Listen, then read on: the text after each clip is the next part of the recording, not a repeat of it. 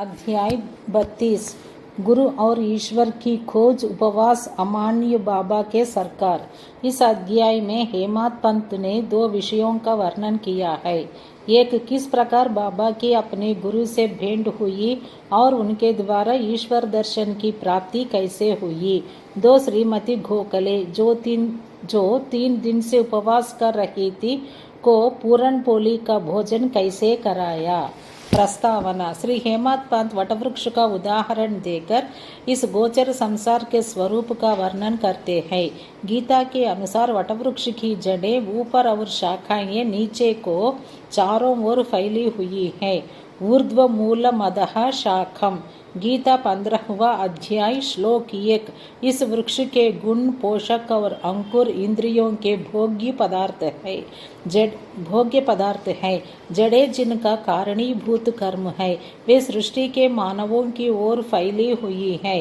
इस वृक्ष की रचना बड़ी ही विचित्र है। न तो इसके आकार, उद्गम और अंत का ही भान होता है और न ही इसके आधार का। इस कठोर जड़ वाले संसार रूपी वृक्ष को नष्ट करने के हेतु किसी बाह्य मार्ग का अवलंबन करना अत्यंत आवश्यक है, ताकि इस असार संसार में आवागमन से मुक्ति प्राप्त हो। इस पथ पर अग्रसर होने के लिए किसी योग्य दिग्दर्शक गुरु की नितांत आवश्यकता है।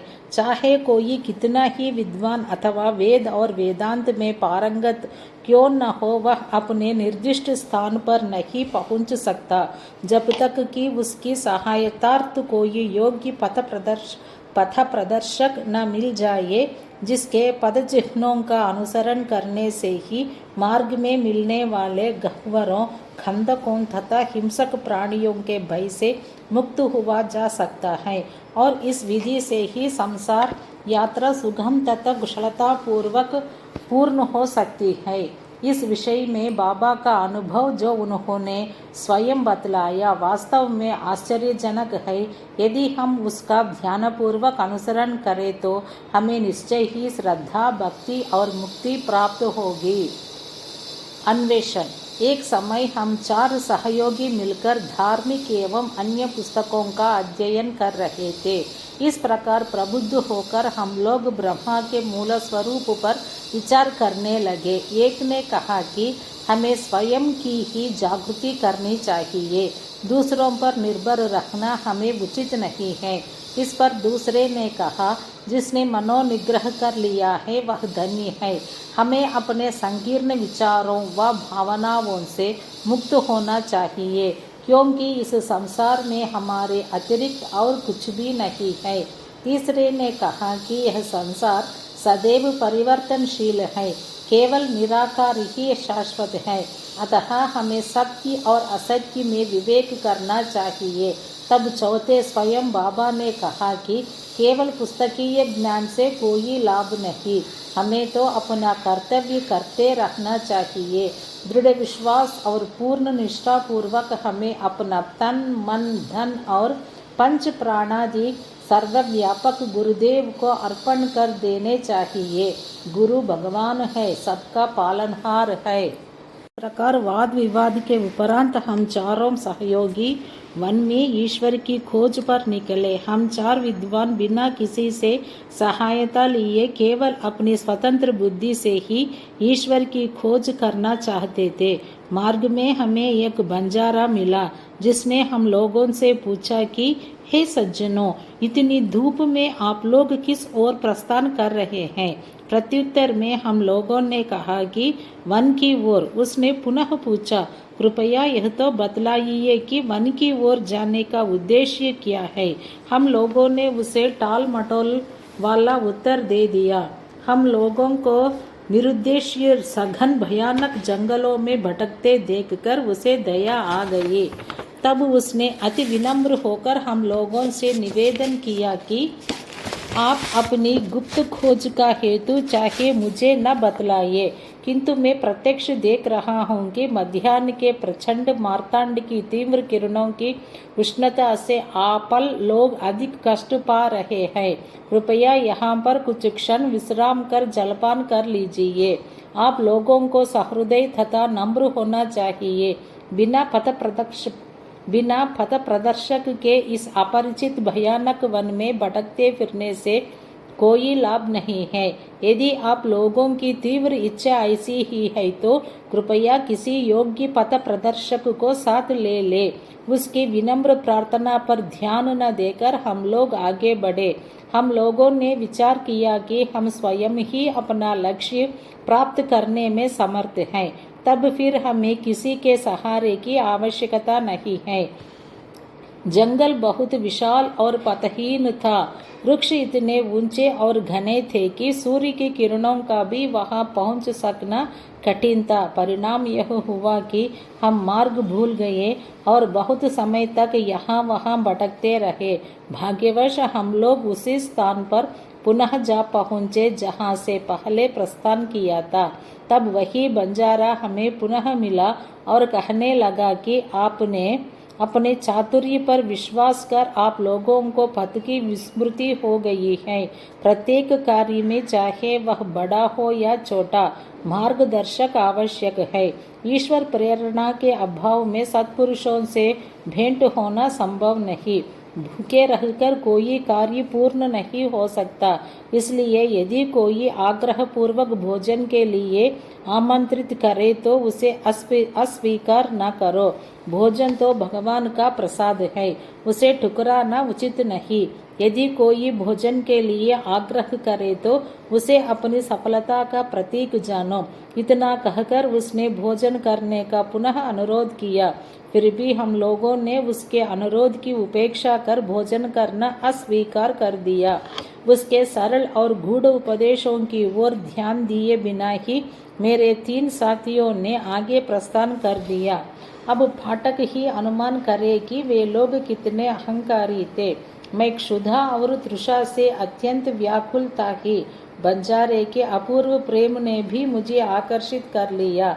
यद्यपि हम लोग अपने को अत्यंत विद्वान समझते थे, परंतु दया एवं कृपा किसे कहते हैं उससे सर्वथा अनभिज्ञ ही थे। बंजारा था तो एक शुद्ध अनपढ़ और गंवार, परंतु उसके हृदय में महान दया थी, जिसने बार बार भोजन के लिए आग्रह किया। जो दूसरों पर निस्वार्थ प्रेम करते हैं, सचमुच में वे ही महान है। मैंने सोचा कि इसका आग्रह स्वीकार कर लेना ज्ञान प्राप्ति के हेतु शुभ आवाहन है, और मैंने इसी कारण उसके दिए हुए रूखे सूखे भोजन को आदर व प्रेम पूर्वक स्वीकार कर लिया। क्षुधा निवारण होते ही क्या देखता हूँ कि गुरुदेव तुरंत ही समक्ष प्रकट हो गए और प्रश्न करने लगे कि ये सब क्या हो रहा था। घटित घटना मैंने तुरंत ही उन्हें सुना दी। उन्होंने आश्वासन दिया कि मैं तुम्हारे हृदय की समस्त इच्छाएं पूर्ण कर दूंगा, परंतु जिसका विश्वास मुझ पर होगा सफलता केवल उसी को प्राप्त होगी। मेरे तीनों सहयोगी तो उनके वचनों पर अविश्वास कर वहां से चले गए। तब मैंने उन्हें आदर सहित प्रणाम किया और उनकी आज्ञा मानना स्वीकार कर लिया। तत्पश्चात वे मुझे एक कुएं के समीप ले गए और रस्सी से मेरे पैर बांधकर मुझे कुएं में उल्टा लटका दिया। मेरा सिर नीचे और पैर ऊपर थे। सिर जल से लगभग 3 फुट की ऊंचाई पर था। न मैं हाथों के द्वारा जल ही छू सकता था और न मुंह में ही उसके जा सकने की कोई संभावना थी। मुझे इस प्रकार उल्टा लटका कर वे न जाने कहाँ चले गए। लगभग 4-5 घंटों के उपरांत वे लौटे और उन्होंने मुझे शीघ्र ही कुएं से बाहर निकाला। फिर वे मुझसे पूछने लगे कि तुम्हें वहाँ कैसा अनुभव हो रहा था। मैंने कहा कि मैं परम आनंद का अनुभव कर रहा था। मेरे समान मूर्ख प्राणी भला ऐसे आनंद का वर्णन कैसे कर सकता है।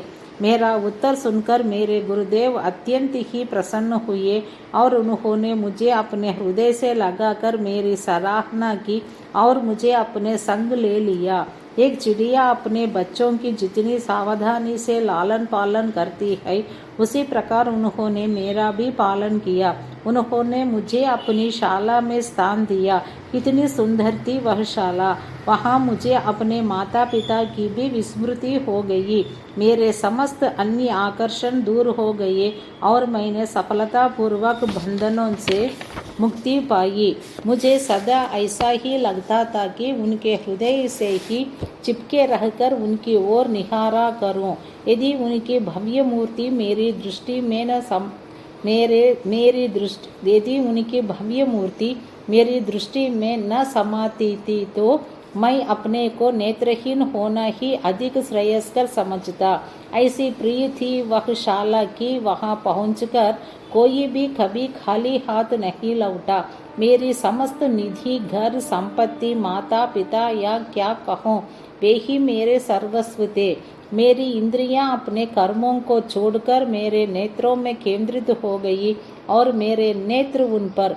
मेरे लिए तो गुरु ऐसे हो चुके थे कि दिन रात मैं उनके ही ध्यान में निमग्न रहता था। मुझे किसी भी बात की सुध न थी। इस प्रकार ध्यान और चिंतन करते हुए मेरा मन और बुद्धि स्थिर हो गई। मैं स्तब्ध हो गया और उन्हें मानसिक प्रणाम करने लगा। अन्य और भी आध्यात्मिक केंद्र हैं जहाँ एक भिन्न ही दृश्य देखने में आता है। साधक वहाँ ज्ञान प्राप्त करने को जाता है तथा द्रव्य और समय का अपव्यय करता है, कठोर परिश्रम भी करता है, परंतु अंत में उसे पश्चाताप ही हाथ लगता है। वहाँ गुरु अपने गुप्त ज्ञान भंडार का अभिमान प्रदर्शित करते हैं और अपने को निष्कलंक बतलाते हैं। वे अपनी पवित्रता और शुद्धता का अभिनय तो करते हैं, परंतु उनके अंतःकरण में दया लेश मात्र भी नहीं होती है। वे उपदेश अधिक देते हैं और अपनी कीर्ति का स्वयं ही गुणगान करते हैं, परंतु उनके शब्द हृदय भेदी नहीं होते। इसलिए साधकों को संतोष प्राप्त नहीं होता। जहाँ तक आत्मदर्शन का प्रश्न है, वे उससे कोसों दूर होते हैं। इस प्रकार के केंद्र साधकों को उपयोगी कैसे सिद्ध हो सकते हैं और उनसे किसी उन्नति की आशा कोई कहाँ तक कर सकता है। जिन गुरु के श्री चरणों का मैंने अभी वर्णन किया है, वे भिन्न प्रकार के ही थे। केवल उनकी कृपा दृष्टि से मुझे स्वतः ही अनुभूति प्राप्त हो गई तथा मुझे न कोई प्रयास और न ही कोई विशेष अध्ययन करना पड़ा। मुझे किसी भी वस्तु के खोजने की आवश्यकता नहीं पड़ी, वरन प्रत्येक वस्तु मुझे दिन के प्रकाश के समान उज्जवल दिखाई देने लगी। केवल मेरे वे गुरु ही जानते हैं कि किस प्रकार उनके द्वारा कुएं में मुझे उल्टा लटकाना मेरे लिए परमानंद का कारण सिद्ध हुआ। 4 सहयोगी में से एक महान कर्मकांडी था। किस प्रकार कर्म करना और उससे अलिप्त करना रहना, यह उसे भली भांति ज्ञात था। दूसरा ज्ञानी था जो सदैव ज्ञान के अहंकार में चूर रखता था। तीसरा ईश्वर भक्त था जो कि अनन्य भाव से भगवान के शरणागत हो चुका था तथा उसे ज्ञात था कि ईश्वर ही करता है। जब वे इस प्रकार विचार विनिमय कर रहे थे, तभी ईश्वर संबंधी प्रश्न उठ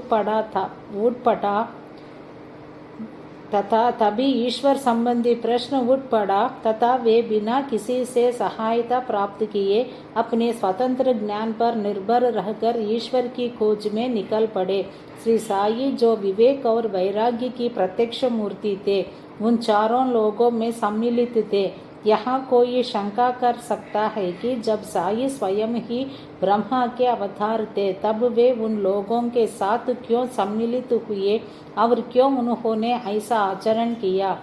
स्वयं अवतार होते हुए भी और यह दृढ़ धारणा कर कि अन्य ही ब्रह्मा है, उन्होंने एक क्षुद्र बंजारे के भोजन को सहर्ष स्वीकार कर लिया तथा बंजारे के भोजन के आग्रह की उपेक्षा करने और बिना गुरु के ज्ञान प्राप्त कर ले वालों की क्या दशा होती है, इसका उनके समक्ष एक उदाहरण प्रस्तुत किया।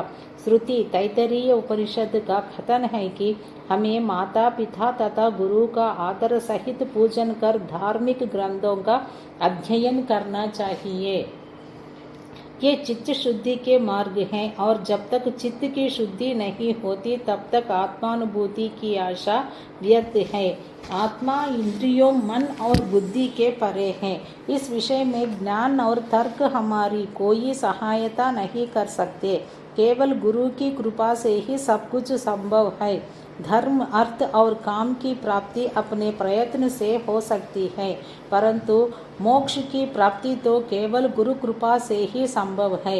इस साई के दरबार में तरह तरह के लोगों का दर्शन होता था। देखो, ज्योतिषी लोग आ रहे हैं और भविष्य का भकान कर रहे हैं। हाँ, दूसरी ओर राजकुमार, श्रीमान, संपन्न और निर्धन, सन्यासी, योगी और गवैये दर्शनार्थ चले आ रहे हैं। यहाँ तक कि एक अतिशूद्र भी दरबार में आता है और प्रणाम करने के पश्चात कहता है कि साई ही मेरे माँ या बाप हैं और वे जन्म मृत्यु के चक्र से मेरा छुटकारा कर देंगे। और भी अनेकों तमाशा करने वाले, कीर्तन करने वाले, अंधे, पंगु, नाथपंथी, नर्तक व अन्य मनोरंजन करने वाले दरबार में आते थे। यहाँ उनका उचित मान किया जाता था और इसी प्रकार उपयुक्त समय पर वह बंजारा भी प्रकट हुआ और जो अभिनय उसे सौंपा गया था उसने उसको पूर्ण किया। हमारे विचार से कुएं में 4 या 5 घंटे उल्टे लटके रहना, इसे सामान्य घटना नहीं समझना चाहिए, क्योंकि ऐसा कोई बिरला ही होगा जो इस प्रकार इनते अधिक समय तक रस्सी से लटकाए जाने पर कष्ट का अनुभव न कर परमानंद का अनुभव करे। इसके विपरीत उसे पीड़ा होने की ही संभावना अधिक है। ऐसा प्रतीत होता है कि समाधि अवस्था का ही यहाँ चित्रण किया गया है। आनंद 2 प्रकार के होते हैं, प्रथम ऐन्द्रिक और द्वितीय आध्यात्मिक।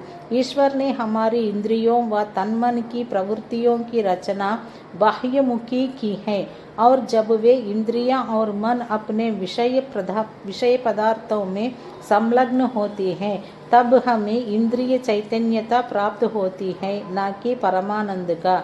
जब इंद्रियों और मन को उनके विषय पदार्थों से हटाकर अंतर्मुख कर आत्मा पर केंद्रित किया जाता है तब हमें आध्यात्मिक बोध होता है और उस समय के आनंद का मुख से वर्णन नहीं किया जा सका।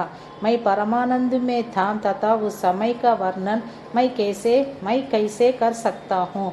इन शब्दों से ध्वनित होता है कि गुरु ने उन्हें समाधि अवस्था में रखकर चंचल इंद्रियों और मन रूपी जल से दूर रखा। उपवास और श्रीमती गोखले। बाबा ने स्वयं कभी उपवास नहीं किया, नहीं उन्होंने दूसरों को करने दिया। उपवास करने वालों का मन कभी शांत नहीं रहता, तब उन्हें परमार्थ की प्राप्ति कैसे संभव है। प्रथम आत्मा की तृप्ति होना आवश्यक है। भूखे रहकर ईश्वर की प्राप्ति नहीं हो सकती। यदि शरीर में कुछ अन्न की ऊर्जा न हो तो हम कौन सी आंख से ईश्वर को देखेंगे, किस जिह्वा से उनकी महानता का वर्णन करेंगे और किन कानों से उसका श्रवण करेंगे। सारांश यह कि जब समस्त इंद्रियों को यथेष्ट खुराक व शांति मिलती है तथा जब वे बलिष्ठ रहती हैं तभी हम भक्ति और ईश्वर प्राप्ति की अन्य साधनाएं कर सकते हैं। इसलिए ना तो हमें उपवास करना चाहिए और ना ही अधिक भोजन में संयम रखना शरीर और मन दोनों के लिए उत्तम है। श्रीमती काशीबाई कानिटकर श्री साई बाबा की एक भक्त से परिचय पत्र लेकर श्रीमती गोखले दादा केलकर के पास शिरडी आई। वे यह दृढ़ निश्चय करके आई थी कि बाबा के श्री चरणों में बैठकर 3 दिन उपवास करूंगी। उनके शिरडी पहुंचने के एक दिन पूर्व ही बाबा ने दादा केलकर से कहा कि मैं शिमगा होली के दिनों में अपने बच्चों को भूखा नहीं देख सकता हूँ। यदि उन्हें भूखे रहना पड़ा तो मेरे यहाँ होने का लाभ ही क्या है। दूसरे दिन जब वह महिला दादा केलकर के साथ मस्जिद में जाकर बाबा के चरण कमलों के समीप बैठी तो तुरंत बाबा ने कहा, उपवास की आवश्यकता ही क्या है। दादा भट्ट के घर जाकर पूरन पोली तैयार करो, अपने बच्चों को खिलाओ और स्वयं खाओ। वे होली के दिन थे और इस समय श्रीमती केलकर मासिक धर्म से थी। दादा भट्ट के घर में रसोई बनाने के लिए कोई न था और इसलिए बाबा की युक्ति बड़ी सामयिक थी। श्रीमती गोखले ने दादा भट्ट के घर जाकर भोजन तैयार किया और दूसरों को भोजन कराकर स्वयं भी खाया। कितनी सुंदर कथा है और कितनी सुंदर उसकी शिक्षा। बाबा के सरकार। बाबा ने अपने बचपन की एक कहानी का इस प्रकार वर्णन किया। जब मैं छोटा था तब जीविका उपार्जनार्थ मैं बीड़ गांव आया। वहाँ मुझे जरी का काम मिल गया और मैं पूर्ण लगन व उम्मीद से अपना काम करने लगा। मेरा काम देखकर सेठ बहुत ही प्रसन्न हुआ। मेरे साथ 3 लड़के और भी काम करते थे। पहले का काम 50 रुपये का, दूसरे का 100 रुपये का और तीसरे का 150 रुपये का हुआ। मेरा काम उन तीनों से दुगना हो गया। मेरी निपुणता देखकर सेठ बहुत ही प्रसन्न हुआ। वह मुझे अधिक चाहता था और मेरी प्रशंसा भी करता रहता था। उसने मुझे एक पूरी पोशाक प्रदान की जिसमें सिर के लिए एक पगड़ी और शरीर के लिए एक शेला भी था। मेरे पास वह पोशाक वैसे ही रखी रही।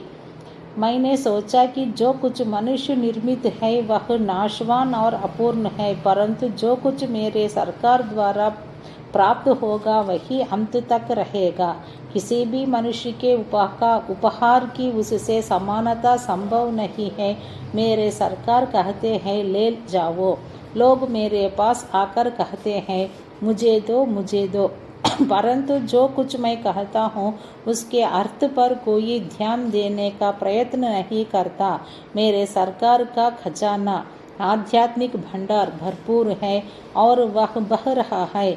मैं तो कहता हूँ कि खोद कर गाड़ी में भरकर ले जाओ।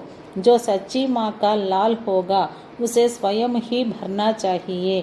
मेरे फकीर की कला, मेरे भगवान की लीला और मेरे सरकार का बर्ताव सर्वथा अद्वितीय है। मेरा क्या, यह शरीर मिट्टी में मिलकर सारे भूमंडल में व्याप्त हो जाएगा तथा फिर यह अवसर कभी प्राप्त न होगा। मैं चाहे कहीं जाता हूँ या कहीं बैठता हूँ, परंतु माया फिर भी मुझे कष्ट पहुँचाती है। इतना होने पर भी मैं अपने भक्तों के कल्याणार्थ सदैव उत्सुक ही रहता हूँ। जो कुछ भी कोई करता है एक दिन उसका फल उसको अवश्य प्राप्त होगा और जो मेरे इन वचनों को याद रखेगा उसे मौलिक आनंद की प्राप्ति होगी। श्री सद्गुरु साईनाथार्पणमस्तु। शुभम भवतु।